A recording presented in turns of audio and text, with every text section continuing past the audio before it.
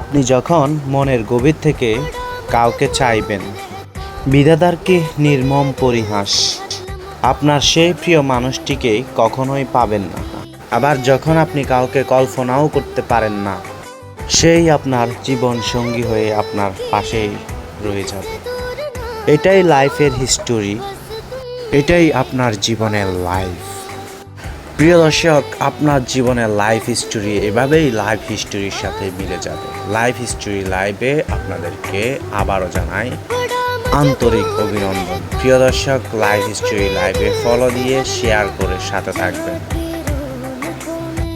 আমি শাহেদ মজুমদার আপনাদের সাথে সব সময় আছি আপনার জীবনের কাঙ্ক্ষিত অনাকাঙ্ক্ষিত হিস্টোরি নিয়ে।